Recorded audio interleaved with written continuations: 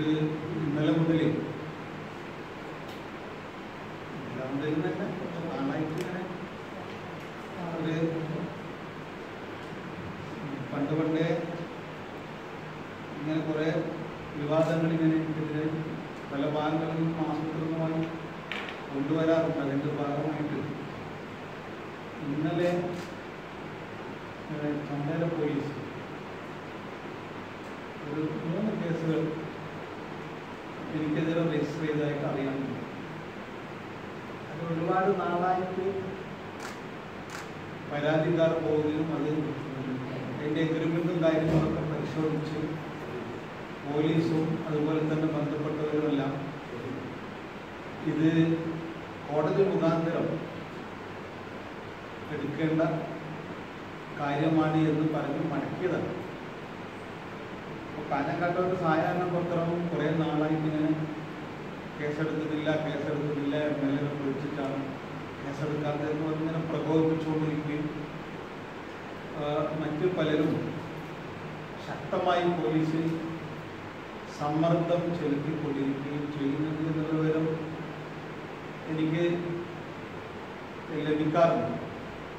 അപ്പോൾ യഥാർത്ഥത്തിൽ അത് പോലീസുമായിട്ട് ബന്ധപ്പെട്ട വിഷയമല്ല, അത് കോടതി മുഖാന്തരം വരേണ്ട ഒരു കേസാണ് എന്നുള്ളതാണ് പൊതുവെ എനിക്കായാലും അതുപോലെ തന്നെ മറ്റുള്ളവർക്കും ഒക്കെ കിട്ടിയിട്ടുള്ള ലീഗൽ അഡ്വൈസ്. എന്നാൽ ഈ ശക്തമായ സമ്മർദ്ദത്തിൻ്റെ ഫലമായി ഇന്നലെ 3 കേസുകൾ എനിക്കെതിരായി അതുപോലെ തന്നെ നാഷണൽ കോടതി MDക്കെതിരായി രജിസ്റ്റർ ചെയ്തതായിട്ട് അറിയാൻ കഴിയും. ഇത് യഥാർത്ഥത്തിൽ ഇതിലൊരു ചീറ്റിങ്ങിൻ്റെ പ്രശ്നമില്ല. കാരണം 2007 ആണ് ഒരു സ്ഥാപനം തുടങ്ങുന്നത്. അപ്പോൾ ഞാൻ പണ്ടേ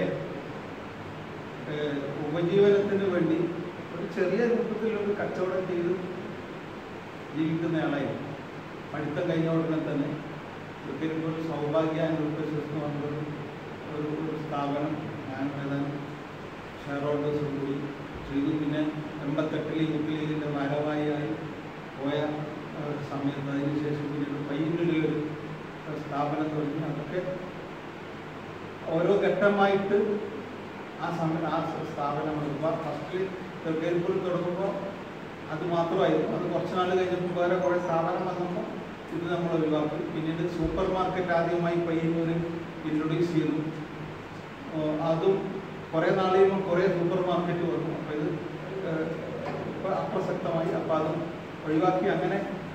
അങ്ങനെ ഇരിക്കുമ്പോഴാണ് ഇങ്ങനെ കുറച്ച് ഫാദർ മരിച്ചതിന് ശേഷം ഉണ്ടായിരുന്ന കുറച്ച് കാശുകളൊക്കെ ഉപയോഗിച്ച് പിന്നെ ഒരു സ്ഥാപനം തുടങ്ങാൻ ആഗ്രഹിക്കുമ്പോഴാണ് ഇങ്ങനൊരു പ്രപ്പോസൽ വന്നത്. അപ്പോൾ അങ്ങനെ ചെറുപ്പത്തിൽ സ്ഥാപനം തുടങ്ങിയപ്പോൾ നന്നായി നടന്നു പോയി. നല്ല പരസ്യം കൊടുത്തു. അതുപോലെ തന്നെ നമ്മുടെ സിനിമാ നടൻ സിദ്ദീഖ് കഴിയുന്നതിൻ്റെ അംബാസഡർ അങ്ങനെ ആക്കിയിട്ട് പോകുമ്പോഴാണ് ഒരുപാട് പിന്നെ ആളുകൾ അതിൽ കൂടുതൽ മുന്നോട്ട് വന്നു.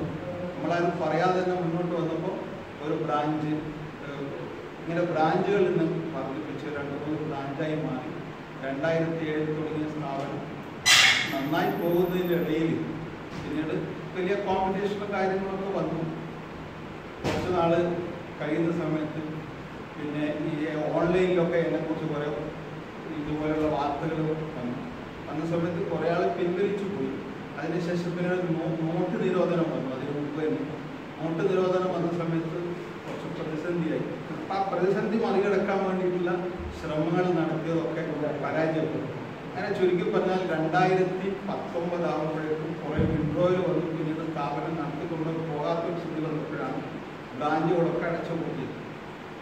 ബ്രാഞ്ചുകളൊക്കെ അടച്ചുപൂട്ടിയതിന് ശേഷം എല്ലാ ഷെയർ ഹോൾഡേഴ്സിനെയും തൃക്കരിപ്പൂരിൽ ഒന്നിച്ച് വിളിച്ചു കൂട്ടിയിട്ട് രണ്ടാമത് റീഓപ്പൺ ചെയ്യാനുള്ള സാഹചര്യത്തെക്കുറിച്ച് ആലോചിക്കുന്നുണ്ടെന്നും ഇനി വല്ല കാരണവശാലും അത് കഴിഞ്ഞിട്ടില്ലെങ്കിൽ നിങ്ങളുടെ ഷെയർ സംഖ്യ പരമാവധി എല്ലാ സ്ഥാപന സംഘവും സ്വരൂപിച്ച് ഏതാനും മാസങ്ങൾക്കത് തിരിച്ചു തരുന്നതുമായിരിക്കും എന്ന് പറഞ്ഞിട്ടുണ്ടായിരുന്നു. അപ്പം അതിൻ്റെ അടിസ്ഥാനത്തിലാണ്. അതിന് ശേഷമാണ് കോവിഡ് വന്നു. പിന്നെ സ്ഥാപനം തുറന്നു കൊണ്ടുപോകാൻ പറ്റാത്തൊരു സ്ഥിതിവിശേഷം അല്ലെങ്കിൽ തുടങ്ങാൻ പറ്റാത്തൊരു സ്ഥിതിവിശേഷം വന്നു.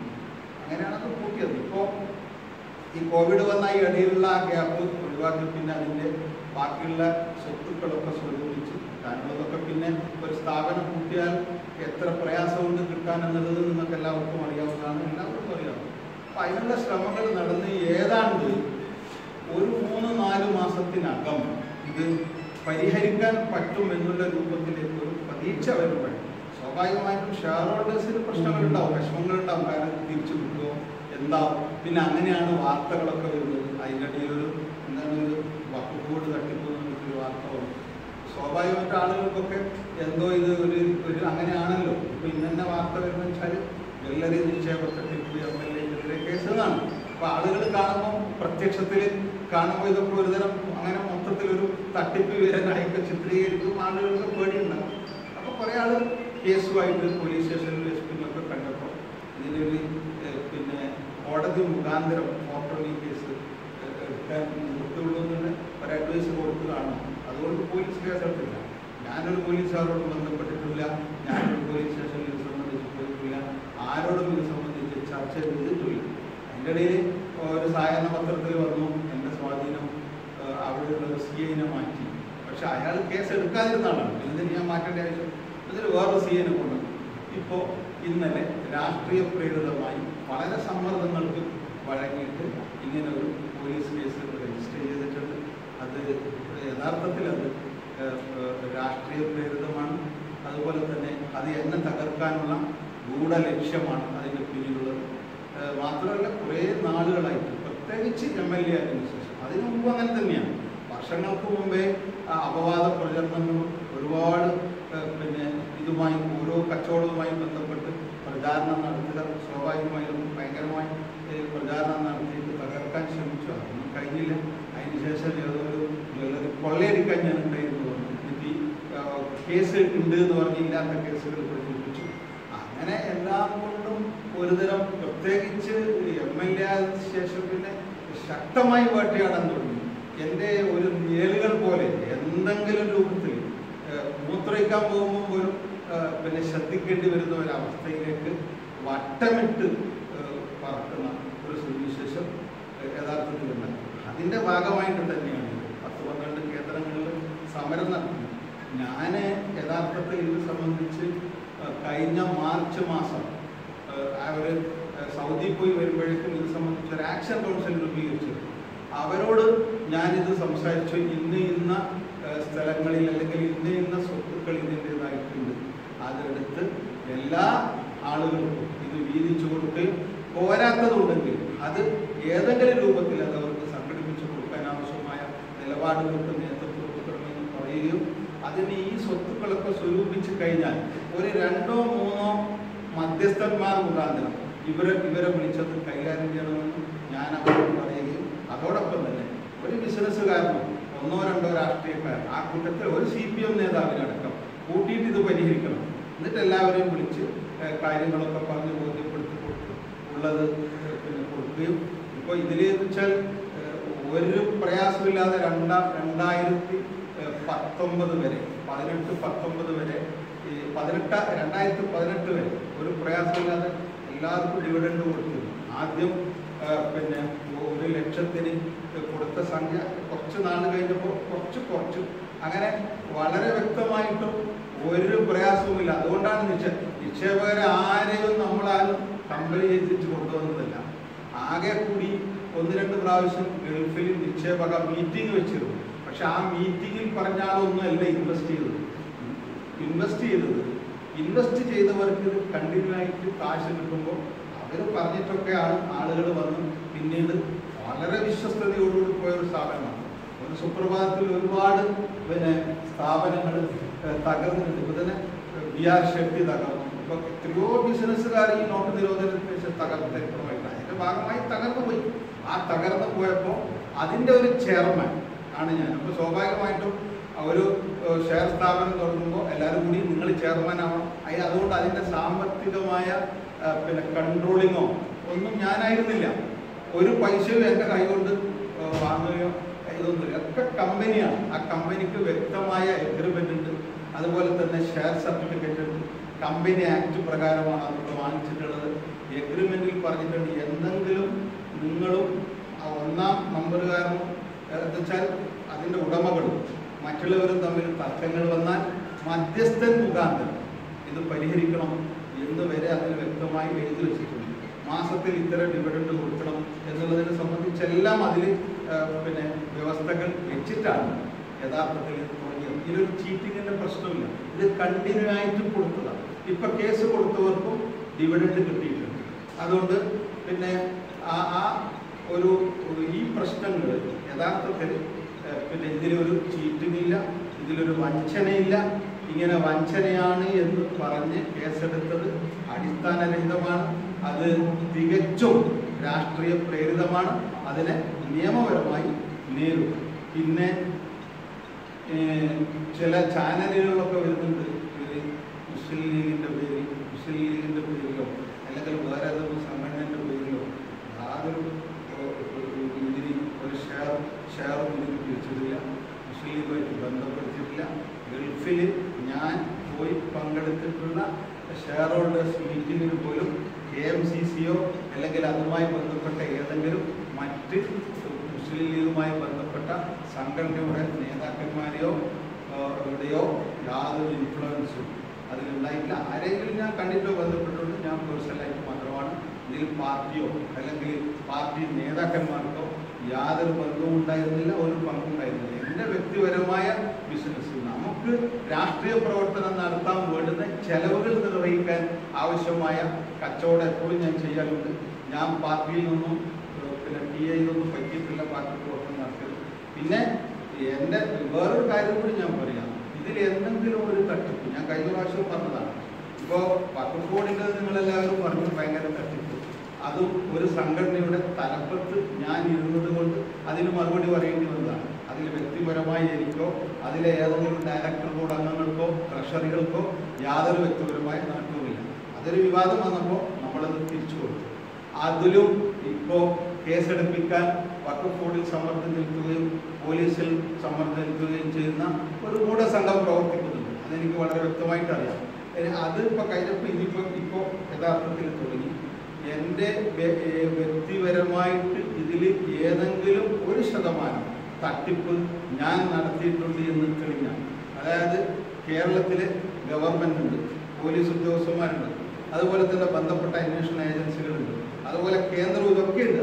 ആർക്ക് വേണമെങ്കിലും അന്വേഷിച്ച് ഒരു തുറന്ന പുസ്തകം പോലെ ഉള്ള ലാഭവിഹിതത്തിന് വ്യക്തമായി ടാക്സ് കൊടുത്ത് മംഗലാപുരത്ത് എനിക്ക് പ്രോപ്പർട്ടി ഉണ്ടായിരുന്നു കിട്ടുന്ന ഇൻകം 1 രൂപയുടെ വ്യത്യാസമില്ലാതെ കണക്ക് കാണിച്ച് ടാക്സ് അടച്ച് മുന്നോട്ട് പോകുന്ന ഒരാളാണ് ഞാൻ. ഇപ്പോൾ പിന്നെ മത്സരിക്കുന്ന സമയത്തും എൻ്റെ എല്ലാ കടങ്ങളും അതുപോലെ തന്നെ ബാധ്യതകളും അതേപോലെ തന്നെ എൻ്റെ അസറ്റുകളും വ്യക്തമായിട്ട് ഞാൻ സമർപ്പിച്ചിട്ടുണ്ട്. അതിൽ നിന്ന് വ്യത്യസ്തമായിട്ട് എൻ്റെ മക്കൾക്കോ എനിക്കോ അല്ലെങ്കിൽ ഏതെങ്കിലും എൻ്റെ സുഹൃത്തുക്കളുടെ പേരിലോ ഒരു ബിനാമി ഇടപാടോ അല്ലെങ്കിൽ വേറെ എന്തെങ്കിലും രൂപത്തിലുള്ള അവിഹിതമായിട്ടുള്ള എന്തെങ്കിലും സാമ്പത്തിക ബന്ധങ്ങളോ ഉണ്ട് എന്ന് നിങ്ങൾ തെളിയിച്ചാൽ, അല്ലെങ്കിൽ ഏത് ഏജൻസിയെ കൊണ്ട് അന്വേഷിച്ച് തെളിയിച്ചാൽ ആ നിമിഷം രാഷ്ട്രീയ ജീവിതം അവസാനിപ്പിക്കാൻ തയ്യാറാണ്. അതുവരെ എന്നെ തകർക്കാനുള്ള എല്ലാ ഗൂഢശ്രമങ്ങളെയും ശക്തമായി നേരിടുകയും അതിനനുസരിച്ച് തന്നെ തകർക്കാൻ സാധിക്കില്ല എന്നുള്ളത് അസന്നിഗ്ധമായി പ്രഖ്യാപിക്കുന്നു. കാരണം പിന്നെ മുഖ്യമന്ത്രി എന്ന് പറഞ്ഞ വാക്ക് ഞാൻ എടുക്കാം, മടിയിൽ കനമുണ്ടെങ്കിലല്ല പോയിട്ടുള്ളൂ.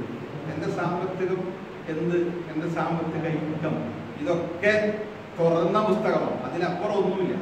ഇപ്പോൾ എത്ര ബാധ്യതകൾ ബാങ്കിലുണ്ട് അല്ലെങ്കിൽ എത്ര അസറ്റുകളുണ്ട് എന്നുള്ളത് എല്ലാവർക്കും അറിയാവുന്ന ഒരു യാഥാർത്ഥ്യം.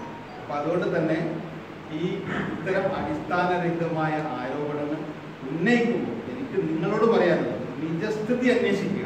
കാരണം നിങ്ങൾക്കും കുടുംബമുണ്ട്, നിങ്ങൾ മനസ്സിലാക്കണം, നിങ്ങൾക്ക് കുടുംബമുണ്ട്.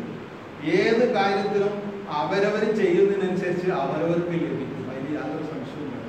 അപ്പോൾ അതുകൊണ്ട് തന്നെ വ്യക്തമായി പഠിച്ച് മനസ്സിലാക്കിക്കൊണ്ട് റിപ്പോർട്ട് ചെയ്യുമ്പോൾ വരികൾക്കിടയിൽ ഓരോരാളെ ക്രൂശിക്കുന്ന രൂപത്തിലൊരു സാഹചര്യം ഉണ്ടാവില്ല.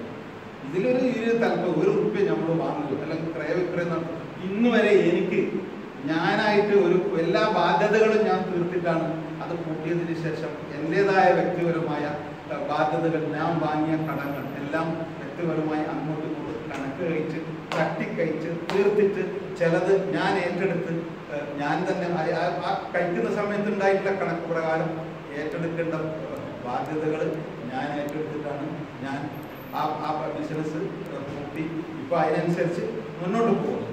പിന്നെ ഉത്തരവാദിത്വം ഒഴിയുന്നില്ല. ഒരുപാട് പാവപ്പെട്ടവരുടെ കേസുണ്ട്. ഇതൊന്നും ഞാൻ അറിഞ്ഞിട്ടില്ല, ഞാൻ പറഞ്ഞിട്ടില്ല, എനിക്കറിയില്ലായിരുന്നു ആരൊക്കെയാണെന്ന്. വ്യക്തിപരമായിട്ട് എനിക്ക് അവരെ ഒന്നും നേരിട്ട് വളരെ ഒരു ചുരുങ്ങിയ ശതമാനം, ഒരു 10-15 ആളുകളെ മാത്രമേ എനിക്ക് വ്യക്തിപരമായിട്ട് അറിയുള്ളൂ. ബാക്കിയുള്ള ആളെ ഒന്നും എനിക്ക് വ്യക്തിപരമായിട്ട് അറിയില്ല. പക്ഷെ കൂട്ടിക്കഴിഞ്ഞതിന് ശേഷം കുറെ പാവപ്പെട്ടവരുടെ പൈസയുണ്ട്, അതൊക്കെ കൊടുക്കാൻ ഉള്ള തീവ്ര ശ്രമത്തിലാണ്. ഒരു 3-4 മാസം കൊണ്ട് തീർച്ചയായും പരമാവധി ഇതിന്റെ സ്വത്തുക്കൾ സ്വരൂപിച്ച് ഈ MLA പണിയെടുക്കുന്നതിനിടയിൽ, അതുപോലെ തന്നെ ഈ കൊറോണയുമായി ബന്ധപ്പെട്ട മണ്ഡലത്തിൽ കേന്ദ്രീകരിച്ച് പ്രവർത്തിക്കുന്നതിനിടയിലും ഇത് പരിഹരിക്കാൻ മുമ്പിൽ നിന്നുകൊണ്ട് അതിൻ്റെ ആക്ഷൻ കൗൺസിലിൽ ബന്ധപ്പെട്ടവരുമായിട്ടൊക്കെ ആശയവിനിമയം നടത്തി അതിന് ചില ആളുകളെ ഇടപെടുത്തേണ്ടവരെ കുറിച്ച് ഒക്കെ സംസാരിച്ചുകൊണ്ട് ഇപ്പോഴും മുന്നോട്ട് പോകും. അതുകൊണ്ട് ഇപ്പോഴും ഞാൻ പറയുന്നുണ്ട്, എന്നുവെച്ചാൽ വേണമെങ്കിൽ ഒരു മധ്യസ്ഥരാവാം, നീക്കുവാവാം, CPM ഏത് പാർട്ടിക്കാർക്കും മധ്യസ്ഥരായിട്ട് നിൽക്കാം. എന്നിട്ട് എല്ലാവരും ഇതിനെക്കുറിച്ച് പഠിച്ചത് ഇനി എന്ത് പ്രചരണം നടത്തിയാലും എന്നെ അറിയുന്ന ഒരു വിഭാഗമുണ്ട് നമ്മുടെ ഈ കാസർഗോഡ് ജില്ലയിൽ, കേരളത്തിലുണ്ട്. അവരുടെ ഒരു തെറ്റിദ്ധാരണ ഉണ്ടാക്കാനും കഴിയില്ല. ഒരു തുറന്ന പുസ്തകം പോലെയുള്ള ഒരു രാഷ്ട്രീയ ജീവിതമാണ് എൻ്റേത് എന്നാണ്